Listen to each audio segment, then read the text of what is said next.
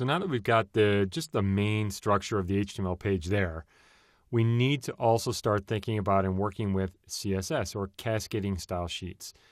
You can go and code HTML till you're blue in the face, but these days you have to use CSS to make your page look the way you want it, to create what's called the presentation of the page. So the HTML is meant to create the structure, while the CSS makes it pretty. I mean, that sounds stupid, but that's the presentation part of things. So I want to go through just a little overview of CSS, and then we're going to start the process essentially. So I've got a cheat sheet that you can download here. It's a PDF file, and it just talks a little bit about understanding CSS. In the first section on our overview of CSS, we talked a little bit about, what it is. Well, I want to explain a few things here as well. When you start to talk about CSS, you start to talk about what are called rules or styles. That kind of mean the same thing. What we do in CSS is we declare a rule or a style, and that allows us to save some formatting that we can apply to something on the page. Now, one thing that's really important to understand about CSS, and we can get to the different types of styles we can create and all this kind of stuff, is where do we put them? That's one of the things that I wanted to know right away. Well, there's 3 places that your styles can live, like this styling information, I should say. We have what's called inline styling. Inline styling literally means that if there's formatting, like, hey, I want the color of the text to be red, it's put right around the text or the object that you're trying to style. That formatting is. That's called inline styling. Internal styling is we can save basically a style name. Like we can say, okay, P, and you guys will see this, don't worry, but I want all my P paragraphs to be red in color. Well, we can put that formatting in one page. That's called internal to the page or in the page, so that only that page uses it. That's called internal styling. The third type, and the most widely used method, is creating what's called an external style sheet. Let me zoom out just a hair here. Now, external linking to a style sheet literally means that we have multiple HTML pages and we have our styling in a separate text file. So imagine this. Imagine if you, let's say, work in Word or InDesign or Quark Express or some program like that, doing like print stuff. And if you use styles in those programs, like paragraph and character styles, imagine if those styles lived in a separate file outside of the Word document or outside of the InDesign file. And you could take a bunch of InDesign files or Word documents, link them to it, tell the printer, hey, I want all of you files, all you documents to use this formatting. And you could change the formatting in one place. That would be pretty cool. Well, that's what we do on the web. We create a text file. We put all of our CSS in there, our styling in it, and then we tell the browser, for every page we've got, every HTML page, link to that. And if you update the style here, it automatically ripples through all the pages and updates all the pages. That's really important to understand. It really, really is. So we are going to be using external linking when we create a style sheet. We're going to put them outside of the document. Now, the reason why we do that is so that a lot of our pages can use the same formatting.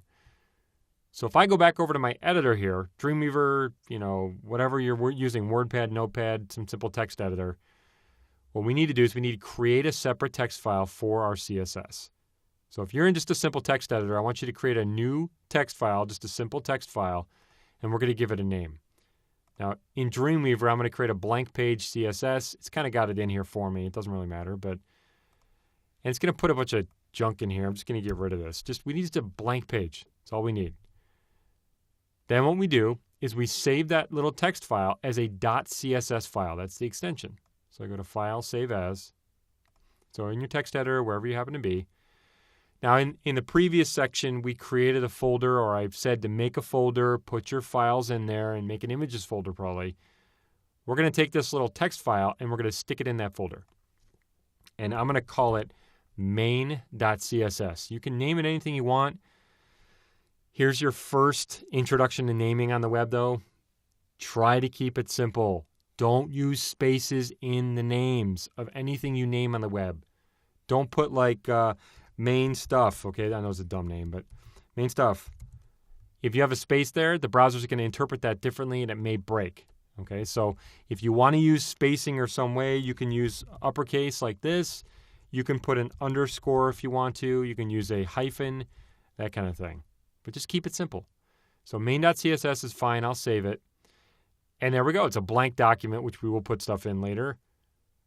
If you go back to your HTML page, which you hopefully still have open, what we need to do now is we need to tell the browser, hey, for this web page, for this HTML page, I want you to go to main CSS, and I want you to use the CSS in there to format this page.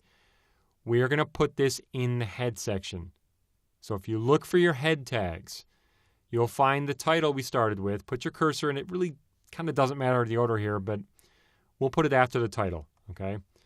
Put your cursor after title, hit a return, and what we are going to do is we're going to tell the browser to go find that document by using what's called a link tag. So start typing in less than and then the word link.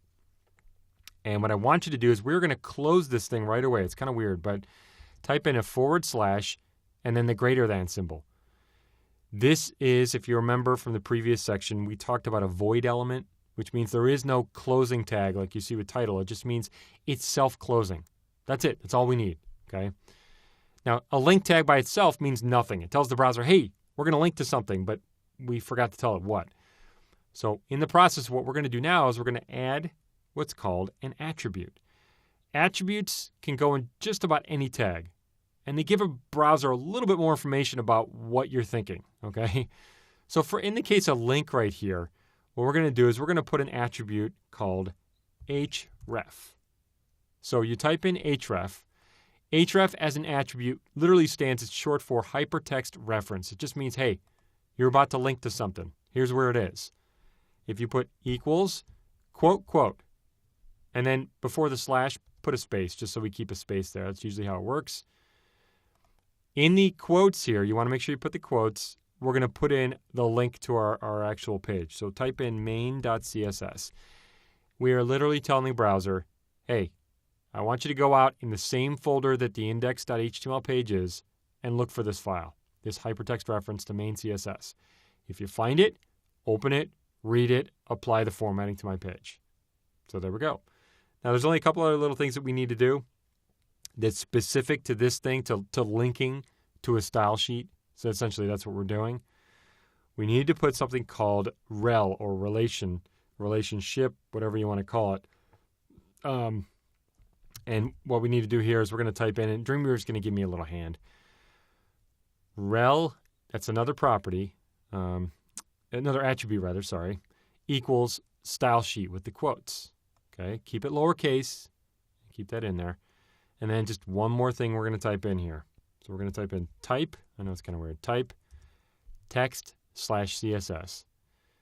Now mine's not all fitting on one line, it's totally fine, it's just kind of break down. Quickly, just to let you know, you don't have to question this stuff. You can just type it in literally and say, okay, it's going to work. We're good. But I want to explain briefly what these are. REL is what's called a relationship. Essentially, it means that you could type in something like alternate style sheet and have this style sheet be the alternate to the main style sheet. We could have a bunch of different styling coming from different places. And the relationship just tells it essentially what it is, what the relationship to that page is, what it is. Type, it's just kind of telling you it's a text file and it's CSS. It's just telling you, essentially the browser or whatever's viewing this is telling what language it is. It's CSS or cascading style sheets. That's the type of document it is. This is how we link our style sheet to our HTML page. This is the style sheet itself. It's completely blank. And that's the beginning. So we basically created a style sheet. We put it in our folder. We've got an HTML page now. We just linked the two together. And just to show you, if I go out to my desktop real quick, you can see that I've got my site file there. I've got my index page here, and I've got my style sheet right there, and they're both just sitting in the same folder. Excellent. All right, let me go back. Okay, the next thing we're going to do is we're going to talk about the different types of styles, and there are 3 of them, so leave this open.